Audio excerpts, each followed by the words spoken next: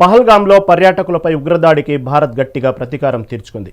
Pakistan భూభాగంలోని 9 ఉగ్రస్థావరాలపై విరుచుకుపడింది. Operation Sindoor విజయవంతంగా నిర్వహించినట్లు సైన్యం ప్రకటించింది. ఈ మెరుపు దాడులకు సంబంధించిన వివరాలను భారత ఆర్మీ వెల్లడించింది. అయితే ఓవైపు భారత్ గట్టిగానే పాక్కు సమాధానం ఇవ్వగా పాకిస్తాన్ మరోసారి దేశంపై దాడి చేసేందుకు రెడీ అయిందని ఇంటెలిజెన్స్ వర్గాలు చెబుతున్నాయి. ఈ నేపథ్యంలోనే దక్షిణ భారతదేశంలోని ప్రధాన నగరాలైన విజయవాడ, హైదరాబాద్, వైజాగ్లను ఉగ్రవాదులు టార్గెట్ చేసినట్టు తెలుస్తోంది. దీంతో ఈ 3 నగరాల్లో పోలీసులు అలర్ట్ ప్రకటించారు. మరోవైపు ఇవాళ దేశవ్యాప్తంగా మాక్ డ్రిల్ నిర్వహిస్తున్నారు. ఇక ఇదే అంశానికి సంబంధించి మరింత సమాచారం ఆయా నగరాల నుండి మా ప్రతినిధులు అడిగి తెలుసుకుందాం. దీని మీద మరింత సమాచారం ఇన్పుట్ శ్రీనివాస్ అందిస్తారు. శ్రీనివాస్, చెప్పండి. దాదాపుగా యుద్ధంలో పై చేయి భారత్దే కనిపిస్తుంది. అయినప్పటికీ కూడా ప్రతీకారకంగా పాకిస్తాన్ భారతదేశంలో ముఖ్య నగరాలపైన దాడి చేసే అవకాశం ఉందంటూ ఇంటెలిజెన్స్ వర్గాలు హెచ్చరిస్తున్నట్టు మనకు తెలుస్తుంది. ముఖ్యంగా విజయవాడ, హైదరాబాద్, బెంగళూరు లాంటి మహానగరాల మీద దాడి చేస్తారు అనేటువంటి సమాచారం ఇంటెలిజెన్స్ ద్వారా తెలుస్తూ ఉంది. దీనిపైన మీ దగ్గర ఉన్న సమాచారం ఏంటి? ఖచ్చితంగా రహీం, ఇక మరి ఏదైతే పహల్గాం ఉగ్రదాడికి ప్రతీకారం తీర్చుకోవడానికి భారత్ అయితే నిన్న రాత్రి నుంచి కూడా పాక్ ఆక్రమిత కాశ్మీర్లోని ఉగ్రవాద శిబిరాలపై భారత సాయుధ దళాలు మరి దాడి నిర్వహించిన సంగతి మనకు తెలిసిందే. ఈ నేపథ్యంలో పాకిస్తాన్ కూడా మరి భారత్కు కూడా మరి గట్టి సమాధానం చెప్పడానికి సిద్ధమవుతుందని తెలుస్తోంది. ఇక భారత్ చేసిన దాడిలో పాకిస్తాన్ ఆక్రమిత కాశ్మీర్లో ఉగ్రవాద సంస్థలకు సంబంధించిన ఏదైతే మరి 9 స్థావరాలపై నిర్వహించిన దాడిలో సుమారు 100 మంది పైగా కూడా టెర్రరిస్టులు హతమయ్యారని తెలుస్తుంది. మొట్టమొదటిగా మనం చూసుకున్నట్టయితే ఇక నిన్న రాత్రి భారత్ బాలగాలు అయితే ముందుగా బహవల్పూర్, అలాగే మురికిడ్, తర్వాత సాయిల్ కోట్, భీంబర్, అలాగే చక్రాంపు, ఇక కోటి గుల్పూర్, ముజఫరాబాద్ ఈ 9 స్థావరాలపై కూడా భారత్ బలగాలైతే విరుచుకుపడ్డాయి. ఏకకాలంలో 9 చోట్ల దాడులు చేయడంతో పాకిస్తాన్కు సంబంధించిన మరి ఇక 100 మంది ఉగ్రవాదులు హతమైనట్టు కూడా సమాచారం అందుతోంది. సో పాక్ ఆక్రమిత కాశ్మీర్లో కావచ్చు, అలాగే పాకిస్తాన్లో ఉన్న ఉగ్రవాద సంస్థలపై కూడా మరి భారత్ బలగాలు ఒకేసారి దాడి నిర్వహించడం పట్ల పాకిస్తాన్ ప్రజలపై దాడిగా వర్ణిస్తున్నారు.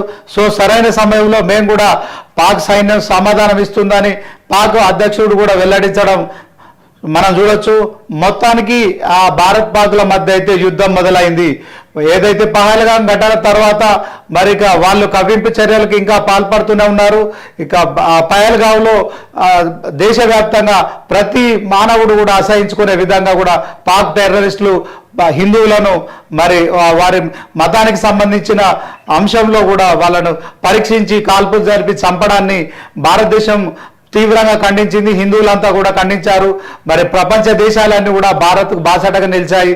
సో పాకిస్తాన్ టెర్రరిస్టు సంస్థలు ఏదైతే పాక్ ఆక్రమిత కాశ్మీర్లో చాలా కాలం నుంచి కూడా భారత్ను కవ్విస్తున్నారు, కవ్వింపు చర్యలు కూడా పాల్పడుతున్నారు.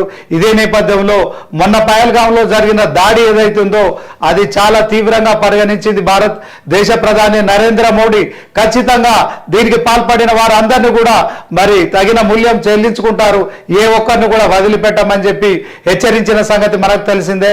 ఇక త్రివిధ దళాలతో కూడా మరి రక్షణ శాఖ మంత్రి కావచ్చు, హోంమంత్రి కావచ్చు, ప్రధాని కావచ్చు, వీళ్ళందరూ కూడా సమావేశమయ్యారు. సో యుద్ధానికి సిద్ధం కావాల్సిందే. ఎవరైతే సెలవుల్లో ఉన్నారో ఆర్మీ అధికారులందరినీ కూడా వెంటనే పిలిపించాలని చెప్పడం కావచ్చు. పాకిస్తాన్ కూడా మరి అప్రకటిత ఎమర్జెన్సీని కూడా ప్రకటించింది. ఈ నేపథ్యంలో 2 దేశాల మధ్య యుద్ధం కొనసాగుతూనే ఉంది. భారత్ ఏకకాలంలో జరిపిన దాడులు ఏవైతే ఉన్నాయో పాక్ ఏదైతే ఉందో కాశ్మీర్లో మరి పాక్ ఆక్రమిత కాశ్మీర్లో కావచ్చు, పాకిస్తాన్లోని ఇక చక్రాంపు కావచ్చు, తర్వాత బహల్వార్పూర్ కావచ్చు, మురిడ్కే కావచ్చు, సాయిల్ కోట్ కావచ్చు, భీంబర్ కావచ్చు, గోల్పూర్ కావచ్చు, ముజఫరాబాద్ కావచ్చు. సో ఈ 9 ప్రాంతాల్లో కూడా తీవ్రవాద స్థావరాలు ఉన్నాయి.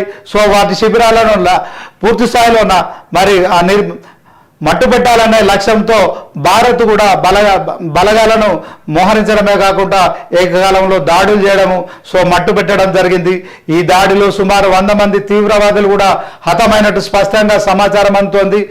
పాకిస్తాన్ కూడా మరొకసారి ఏదైతే అప్రకటిత ఎమర్జెన్సీ ప్రకటించడంతో పాటు ఖచ్చితంగా సరైన సమయంలో పాక్ సైన్యం కూడా సమాధానం ఇస్తుందని కావచ్చు. తర్వాత మరి పాక్లో ఎమర్జెన్సీ ప్రకటించడం కావచ్చు.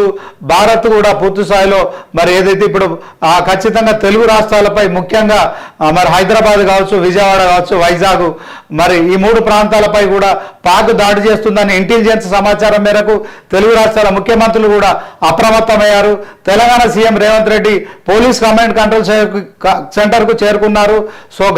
గంట క్రితం నుంచి కూడా మరి ఈ యొక్క పరిస్థితిని సమీక్షిస్తున్నారు. ఈ దేశం మొత్తం కూడా మరి దేశ ప్రధాని కావచ్చు, భారత సైన్యాన్ని కావచ్చు, నాయకులు పార్టీలకు అతీతంగా రాజకీయాలకు అతీతంగా మరి దేశం ఏదైతే ఉందో పాకిస్తాన్ కవ్వింపు చర్యలకు పాల్పడుతూ ప్రతిసారి సరిహద్దుల్లో మరి యుద్ధానికి కవ్విస్తున్న నేపథ్యంలో కొన్ని దశాబ్దాలు కూడా మరి నిరీక్షించాము, ఓపిక పట్టాము, ఎంతో మంది సైనికులను కోల్పోయాం. కానీ ఇప్పుడు పర్యాటక ప్రదేశమైన కాశ్మీర్లో పర్యటిస్తున్న పహల్గామ్ సంబంధించిన మరి లోయలో చాలా మంది హిందువులు మరి వేసవి సెలవు కోసం వెళ్ళిన క్రమంలో ఒక అమాయకుల్ని మరి వారి హిందూ మతానికి సంబంధించిన వాళ్ళని గుర్తించి మరి ఐడెంటిఫై చేసి కాల్పులు జరిపి విచక్షణ రహితంగా చేసిన చర్య అవుతుందో ఇది పూర్తి స్థాయిలో పాకిస్తాన్ టెర్రరిస్టు సంస్థలు భారత్ను ఖచ్చితంగా మరి యుద్ధానికి ప్రేరేపించాయని చెప్పడంలో ఎలాంటి సందేహం లేదు. మరి ఈ ప్రత్యక్ష యుద్ధానికి బదులుగా కూడా భారత సైన్యం మరి ప్రతీకారం తీర్చుకుంది. ఈ 9 ఏదైతే ఉన్నాయో పాక్ ఆక్రమిత కాశ్మీర్లో కావచ్చు, పాకిస్తాన్లో కావచ్చు, మరి వారు తలదాచుకున్న శిబిరాలపై ఏకకాలము దాడి చేయడం, తర్వాత 100 మందిని మట్టుపెట్టిన తర్వాత పాకిస్తాన్ ఇప్పుడు ఇన్నాళ్ళుగా కూడా మాకు ఆ టెర్రరిస్టు సంస్థలకు సంబంధం లేదు, పహల్గామ్ దాడికి మాకు సంబంధం లేదని చెప్పారు.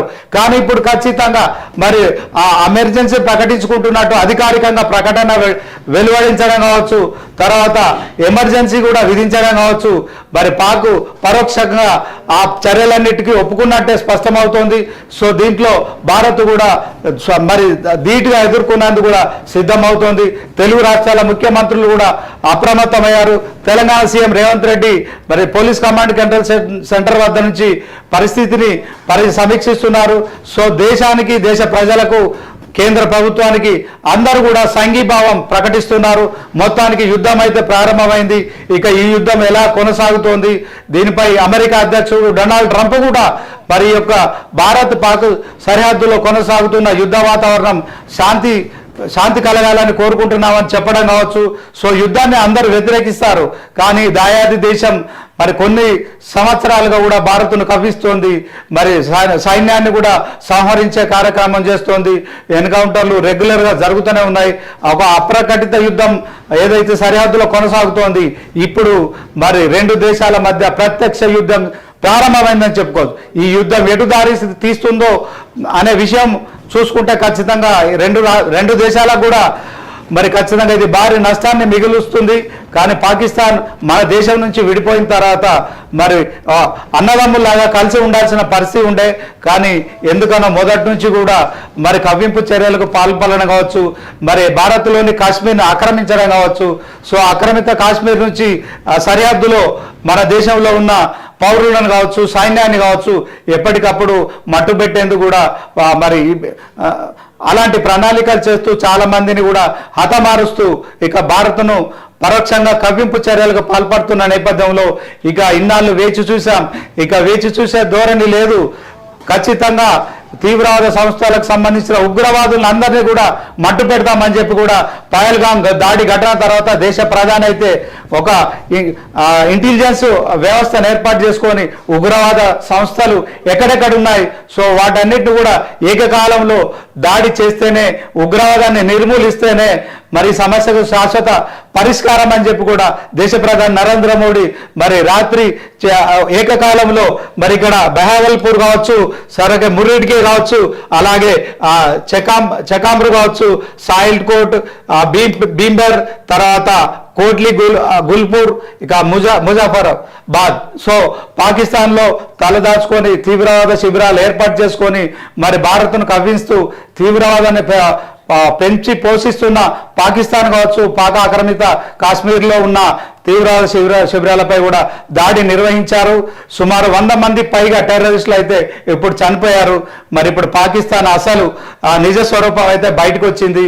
సో పాక్లో ఎమర్జెన్సీ విధించడం కావచ్చు, పాక్ సైన్యం సరైన సమయంలో సమాధానం చెప్తుందని పాక్ అధ్యక్షుడు చెప్పడం కావచ్చు, 2 దేశాల మధ్య యుద్ధం అనివార్యమైంది. ఇక ఈ యుద్ధానికి భారత్ సిద్ధమైంది. దేశ ప్రధాని, అలాగే రక్షణ శాఖ మంత్రి రాజ్నాథ్ సింగ్, అలాగే హోంమంత్రి అమిత్ షా, వీళ్ళందరూ కూడా మరి త్రివిధ దళాలకు సంబంధించిన ఆర్మీకి సంబంధించిన అందరినీ కూడా సిద్ధం చేశారు. సో ఏ క్షణంలో ఎక్కడి నుంచి పాకిస్తాన్కి దాడికి పాల్పడిన సమర్థంగా ఎదుర్కోవడం కాకుండా తిప్పికొట్టేందుకు కూడా సిద్ధం అవుతోంది. వాస్తవానికి భారతదేశానికి ఉన్న శత్రు సైన్యం కావచ్చు, బలం కావచ్చు పాకిస్తాన్కు లేదు. కానీ మనం మొదటి నుంచి కూడా సమయాన్ని పాటిస్తున్నాం. సో ఏదైతే మన భారత్ నుంచి విడిపోయిన తర్వాత పాకిస్తాన్ కూడా మన దాయాది దేశంగానే చూసాం. కానీ వాళ్ళు మాత్రం మొదటి నుంచి ఎందుకనో కవింపు చర్యలకు పాల్పడుతున్నారు. సో మనల్ని శత్రువులుగా పరిగణిస్తున్నారు. దేశానికి స్వాతంత్రం వచ్చి మరి 76 ఏళ్ళు అయిపోయినప్పటికీ కూడా మనం ఎన్నో సహించాం, భరించాం. కానీ ఇప్పుడు ఖచ్చితంగా పర్యాటక ప్రదేశానికి వెళ్ళిన హిందువులను మీరు హిందువులు అని చెప్పి కూడా వాళ్ళను అనుమానాల పరీక్షలు చేసి మరి కాల్చి చంపడం అది హేయమైన చర్య. ఇది చేసిన ఏదైతే లష్కర్ తోయిబు కావచ్చు, మిగతా ఉగ్రవాద సంస్థలు కావచ్చు, వాటన్నిటి కూడా మరి అన్నిటికీ బుద్ధి చెప్పేందుకు భారత్ సిద్ధమైంది. ఈ నేపథ్యంలో పాకిస్తాన్ కూడా యుద్ధానికి సిద్ధం అంటోంది. సో ఎమర్జెన్సీ కూడా ప్రకటించింది. ఇప్పుడు భారత్ పాక్ మధ్య మరి ప్రత్యక్ష యుద్ధం అయితే కొనసాగుతుంది. ఈ యుద్ధం అయితే ఎవరికి క్షేమం కాదు. 2 దేశాలకు కూడా ఇది నష్టాన్ని కలిగించేదే. ప్రాణ నష్టం కావచ్చు, ఆస్తి నష్టం కావచ్చు. సో అనేక రకాల నష్టాలను కలిగిస్తుంది. మరి ఇప్పటికే అమెరికా మరి ప్రపంచానికి పెద్దన్నగా పిలువబడే అమెరికా ఈ విషయంలో చొరవ చూపేందుకు కూడా మరి ట్రంప్ ఒక ప్రకటన చేశారు. 2 దేశాల్లో సరిహద్దుల్లో యుద్ధం కొనసాగుతున్న నేపథ్యంలో శాంతి కోరుకుంటున్నానని చెప్పడం కావచ్చు. సో మరి ఆయన ఆ దిశగా అడుగులు వేయాలి. మరి దీంట్లో నిజాలు నిర్ధారించాలి. తన పెద్దన్న పాత్రను కూడా పోషించాలి. ఎందుకంటే ఏ దేశానికి మరో దేశానికి యుద్ధం సంభవిస్తే ఈ సమయంలో అణ్వాయుధాలు వాడిన, ఇంకెలాంటి రాకెట్ దాడిలో పాల్పడిన భారీగా జన నష్టం జరిగే అవకాశం ఉంటుంది, భారీగా ఆస్తి నష్టం జరిగే అవకాశం ఉంటుంది. సో తీవ్రవాదాన్ని మరి పూర్తిగా నిర్మూలించేందుకు అందరూ కూడా ముక్త కంఠంతో మరి భారత్కు ఒకవైపు సంఘీభావం ప్రకటిస్తున్న నేపథ్యంలో పాకిస్తాన్ కూడా ఈ విషయంలో పునరాలోచించి ఖచ్చితంగా మరి భారత్తో యుద్ధం అవసరమా, మరి తీవ్రవాదాన్ని పెంచి పోషించడం అవసరమా, ఈ సమయంలో అసలే నా ఆర్థిక లోటుతో ఇబ్బంది పడుతున్న దేశాలు మరి ఇవి 2 కూడా కొంత ఈ యుద్ధంతో మరింత ఆర్థికంగా నష్టపోయే పరిస్థితి ఉంటుంది కనుక మరి దేశ ప్రధానులుగా ఉన్న వాళ్ళు ప్రజల సంక్షేమం కోసము, ప్రజల ప్రాణాలు కాపాడడం కోసం మాత్రమే ఆలోచించాలి. సో పాకిస్తాన్ ఈ విషయంలో ముందుగా మొదటి నుంచి తీవ్రవాదాన్ని పెంచి పోషిస్తూ భారత్ను మాత్రమే కవ్వింపు చర్యలకు పాల్పడుతూ చాలా మందిని కూడా మరి అనధికారికంగా మరి మట్టు పెడుతూ కూడా ఈ కార్యక్రమాలు చేస్తున్న నేపథ్యంలో ఖచ్చితంగా ఈ అంశంలో పాకిస్తాన్ పునరాలోచించుకోవాలి. సో ఈ యుద్ధం అంటూ జరిగితే పాకిస్తాన్కు ఎక్కువ నష్టం జరిగే పరిస్థితి ఉంటుంది. సో భారత్కు ప్రపంచమంతా సంఘీభావం ప్రకటిస్తుంది. భారత్లో ఉన్న మరి అందరూ కూడా అన్ని మతాల వారు, అన్ని కులాల వారు, అన్ని రాజకీయాల పార్టీల వారు, కులాలకు అతీతంగా, మతాలకు అతీతంగా, రాజకీయాలకు అతీతంగా కూడా ఈ యొక్క యుద్ధం ఈ యుద్ధంకు మద్దతు ప్రకటిస్తున్నారు. అయినప్పటికీ కూడా మరి 20 రోజులుగా కూడా దేశ ప్రధాని మరి పాక్ టెర్రరిస్టు ఉగ్రవాదులు చేసిన దాడిని కూడా ఆయన పూర్తి స్థాయిలో అబ్జర్వ్ చేస్తున్నారు. ఇప్పుడు యుద్ధం అయితే తప్పేలా లేదు కనుక మరి రాత్రి నుంచి యుద్ధం మొదలైంది.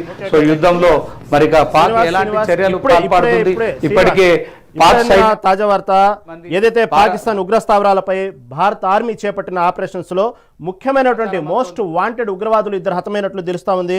ముఖ్యంగా ఎవరైతే లష్కర్ ఏ తోయిబాకు సంబంధించినటువంటి స్థావరం పైన దాడి జరిగింది, ఆ మిసైల్ దాడిలో సంస్థ కమాండర్ హఫీజ్ అబ్దుల్, అదేవిధంగా మాలిక్తో పాటు మరో సభ్యుడు ముదాసిర్ కూడా మట్టి గడిచినట్లు తెలుస్తూ ఉంది. అదేవిధంగా పాకిస్తాన్ సంబంధించిన ఏదైతే యుద్ధ క్షిపణి ఉందో JF-17 దాన్ని కూడా భారత ఆర్మీ ముట్టుబెట్టినట్టు తెలుస్తూ ఉంది. దీన్ని బట్టి ఒక పక్క ఎవరైతే ఉగ్రవాదులు, ముఖ్యమైనటువంటి ఉగ్రవాదులు చనిపోవటం, ఇటు పక్క JF-17ని మట్టుబెట్టడం వల్ల ఇంకా పరిణామాలు తీవ్ర రూపం దాల్చే అవకాశం ఉన్నట్లు కనబడతా ఉంది. అదేవిధంగా ఉగ్రవాదుల్ని పాకిస్తాన్ అధ్యక్షుడు వెళ్ళి పరామర్శించడం కూడా ఇది ఒక చూస్తూ ఉంటే ఉగ్రవాదుల్ని వీళ్ళే పెంచి పోషించినట్లు మనకు అర్థమవుతా ఉంది. కాబట్టి దీంట్లో తేట తెల్లమైపోయింది ఉగ్రవాదుల్ని పాకిస్తాన్ పోషిస్తున్నట్టు. దీన్ని ఏమంటారు, ఎలా చూడాలి? ఎస్, ఖచ్చితంగా రహీం. పాకిస్తాన్ మొదటి నుంచి కూడా పరోక్షంగా భారత్పై దాడికి పాల్పడుతోంది. ఉగ్రవాద మూకలను పెంచి పోషిస్తూ భారత్పై ఉసుగొల్పుతోంది. సరిహద్దు ప్రాంతంలో ప్రతిరోజు మన సైనికులు పాకిస్తాన్ సైనికులతో యుద్ధం చేస్తున్నారు. పాక్ ఆక్రమిత కాశ్మీర్లో కూడా ప్రతిరోజు యుద్ధ వాతావరణం సంభవిస్తోంది. సో దీంట్లో యుద్ధం ఇప్పుడే మొదలు కాలేదు, 1971 నుంచి కూడా ఇది కొనసాగుతోంది. సో ఇప్పుడు తాజాగా పాకిస్తాన్ నిజ స్వరూపం బయట పెట్టుకుంది. మరి మొన్న పహల్గామ్లో దాడికి మాకు సంబంధం లేదని మొదట బుకాయించింది.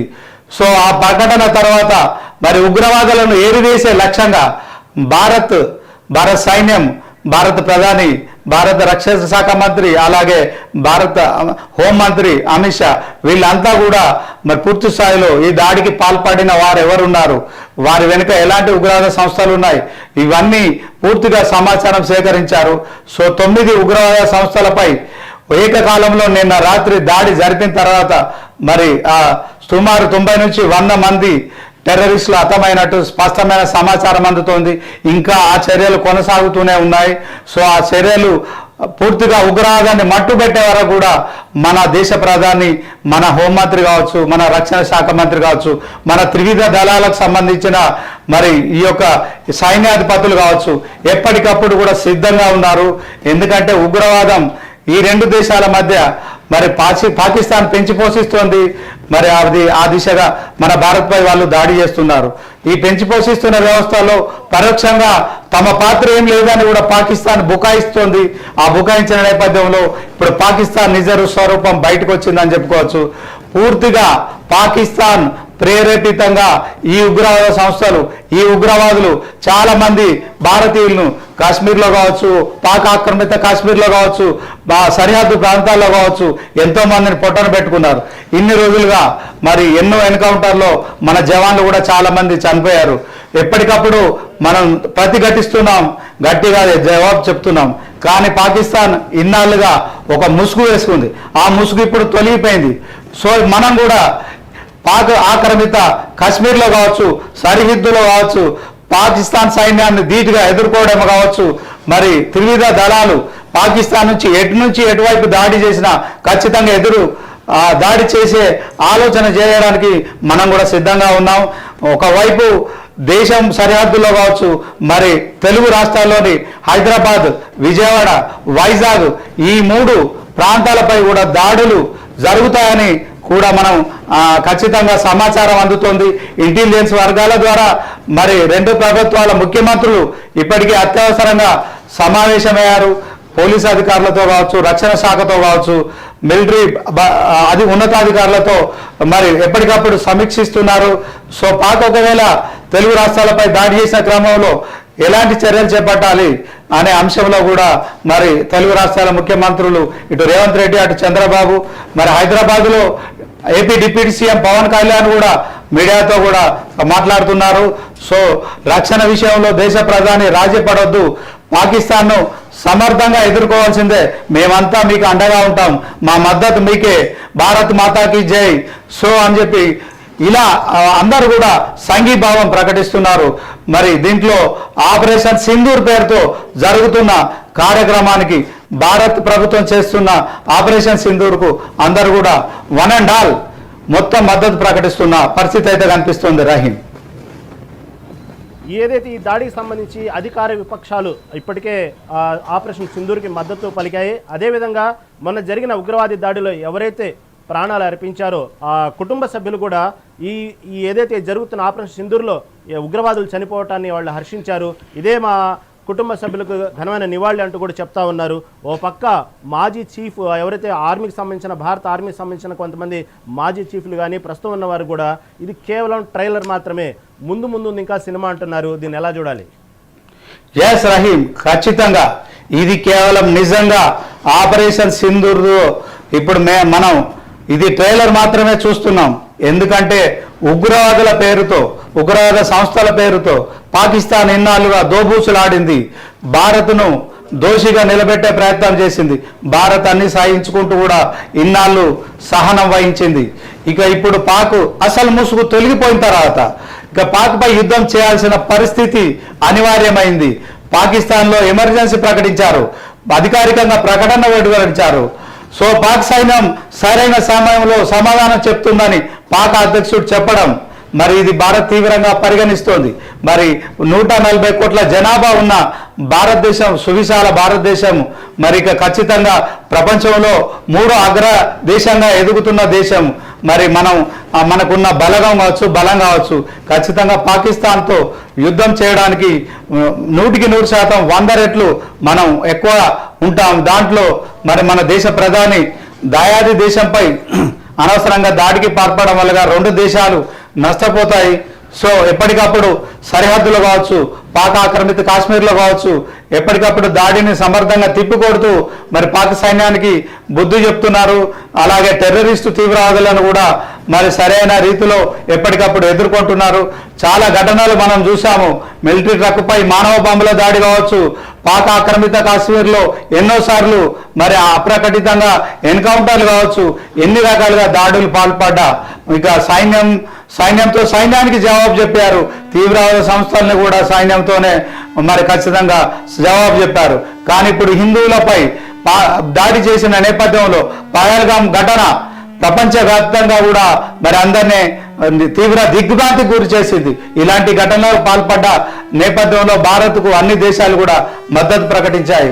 సో భారతీయులంతా కూడా మరి ఎక్కడికైనా వెళ్ళాలంటే భయపడిపోయే పరిస్థితి ఉంది.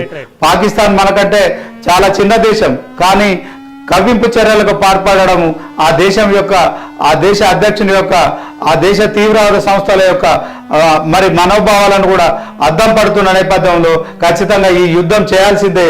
ఈ యుద్ధం చేయక తప్పదని భారత్ డిసైడ్ అయింది. ఇందాక మనం అనుకున్నట్లు ఇది కేవలం ట్రైలర్ మాత్రమే. కేవలం ఈ 9 తీవ్రవాద సంస్థలకు సంబంధించిన శిబిరాలే కాదు, ఓవరాల్ గా ఎక్కడెక్కడ తీవ్రవాదులు ఉన్న అందరినీ మట్టుపెట్టేందుకు కూడా భారత ప్రభుత్వం అయితే సిద్ధంగా ఉందని చెప్పుకోవచ్చు. Right Srinivas, thank you for updates. ఇవి ఇప్పటి వరకు అప్డేట్స్. చూస్తూనే ఉండండి మెగా 9 టీవీ. జై హింద్.